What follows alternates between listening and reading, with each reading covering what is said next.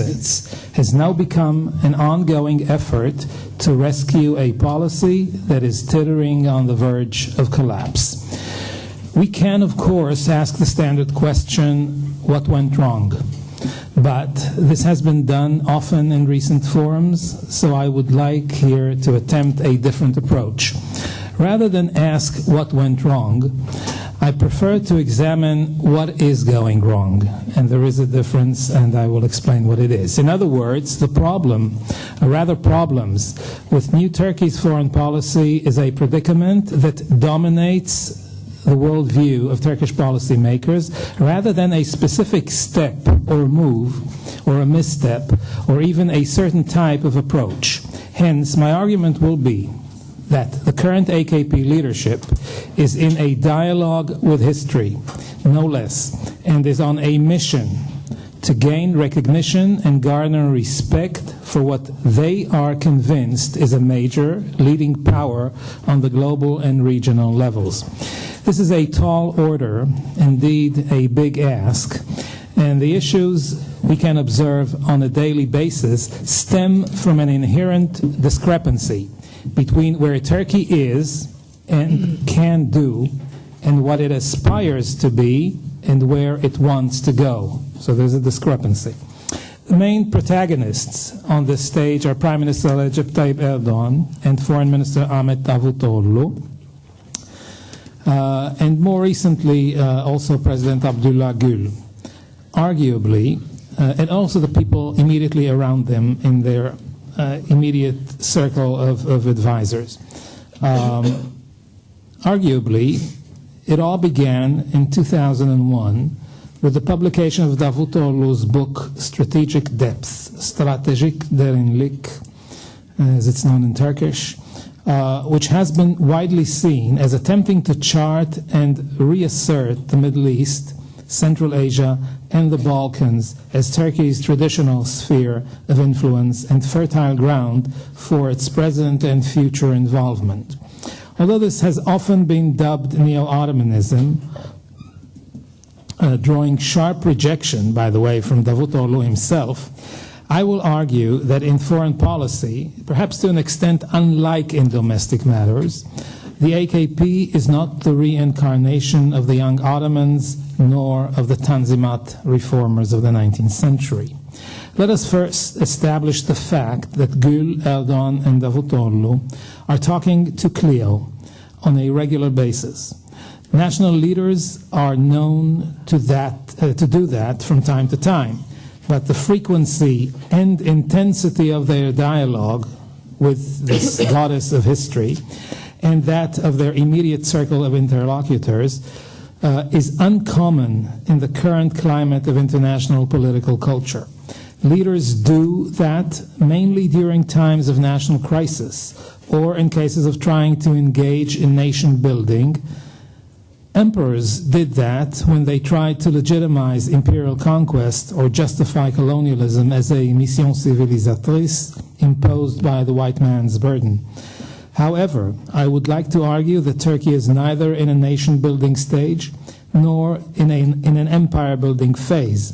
Rather, it is in what I would like to call status-building and emergent state mood. New Turkey seeks recognition as an important leading power, and it craves respect for what it has achieved, what it is, and for the role it played in world history. These are high ambitions that are hard to realize, especially in dynamic, constantly changing global and regional realities. Partly, it has led to what I would term the two-syndrome predicament, the elephant in the china shop and the glass house morality, to be treated a bit later. And to boot, it sorely lacks the imperial confidence and sense of self-assurance that the Ottomans amply possessed. If one examines the speeches delivered by the three leaders mentioned before, one cannot avoid a strong sense of mission. Turkish history is often referenced when policies are put forth, as the recent speech by the Prime Minister Recep Tayyip Erdogan at the AKP convention clearly indicates.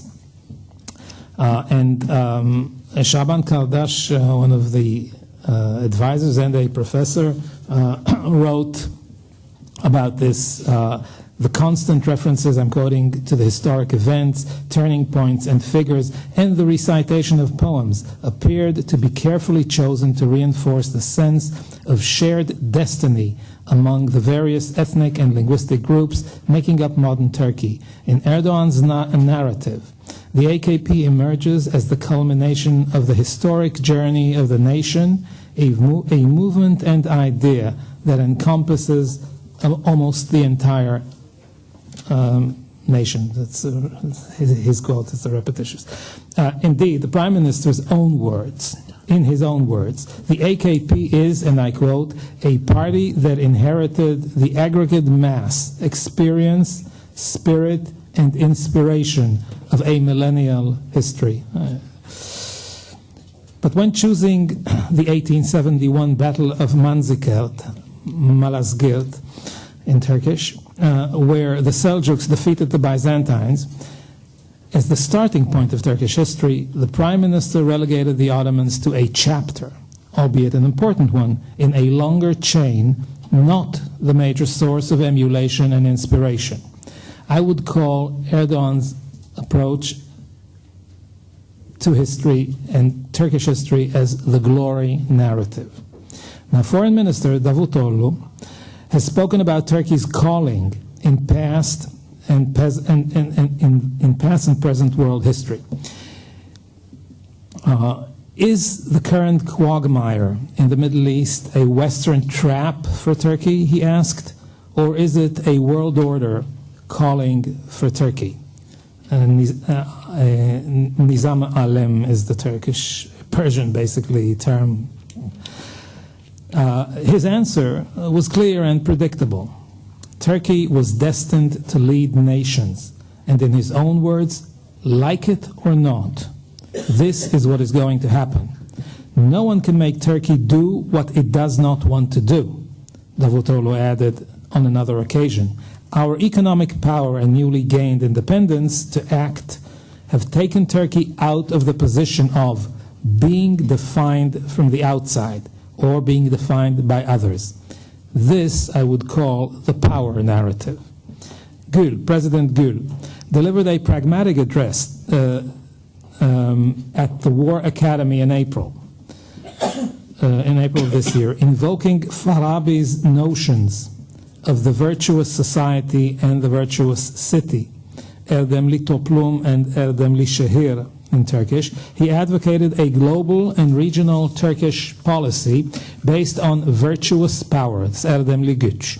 But it is here that we come against the problem of a country like Turkey insisting on taking the moral high ground.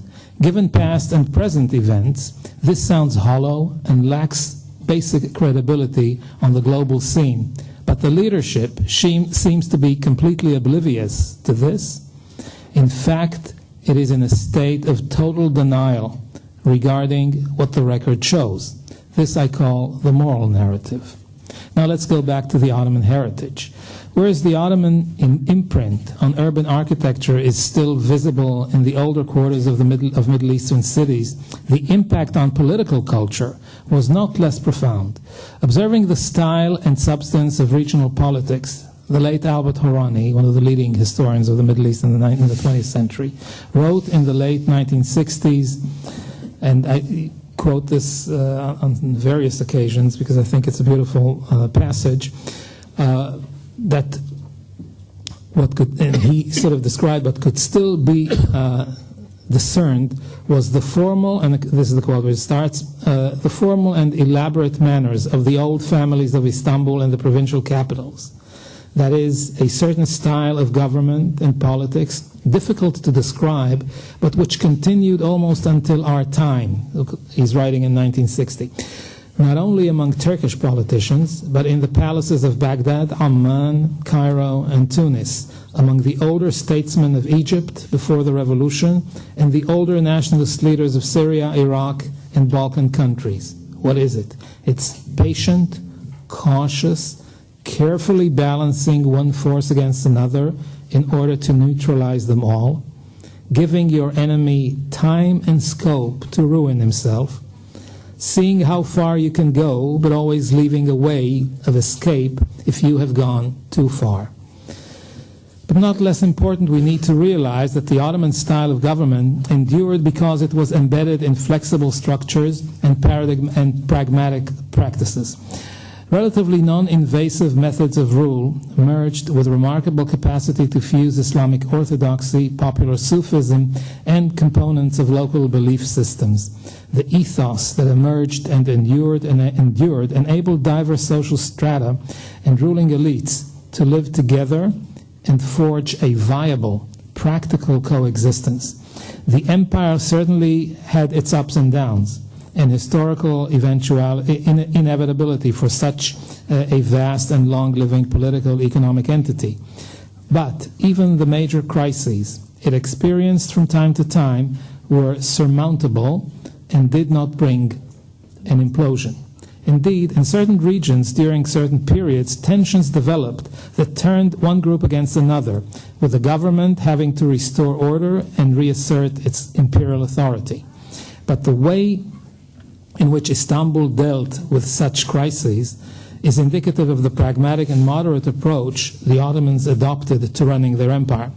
When news of a rebellious movement would come to the imperial capital, attempts would be made to resolve the problem through negotiation with the rebels, which strove to redress their grievances and appease their leaders. Upon reaching a compromise, the leading rebels would be co-opted into the system and offered Ottoman military and administrative positions and ranks. Only if all efforts failed, the government would declare the uprising as a full-fledged rebellion against the sovereign, isyan is the term, dispatch an expeditionary force and put down the insurrection. In short, the Ottomans of the Tanzimat period and before, and the last phase of empire, were above all pragmatic in their approach to running their empire, avoiding as much as possible an ideological stance that would jeopardize their vital interests. Conflict minimization and compromise resolution were paramount in their management of internal matters. Confrontation and incitement, the last resort. With foreign powers, they dealt in a sober and calm way, using a skillful and competent diplomatic corps to lower flames and maneuver in a dangerous environment that constantly threatened to tear territories from their imperial patrimony. On both internal and external fronts, the Ottomans relied on the self-confidence and moderation that they derived from a long history of ruling a vast and old empire.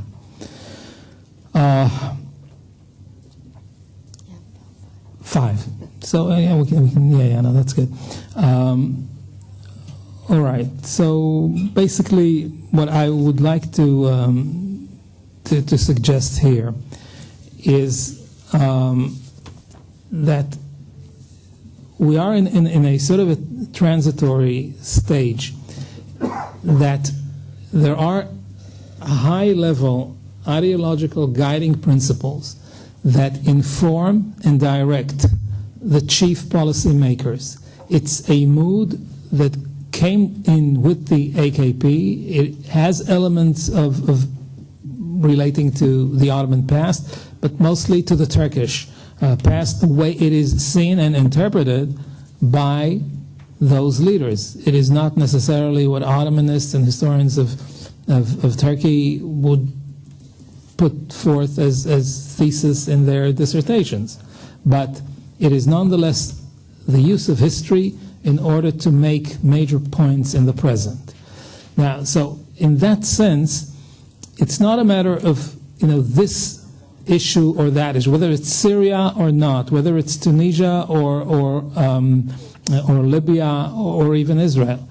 It all fits into a certain frame of mind, and it needs to inhere. But there are self and internal contradictions within that way of thinking. So we have the three narratives: the glory narrative of Erdogan, the power narrative of Davutoglu, and the morality narrative of Gül.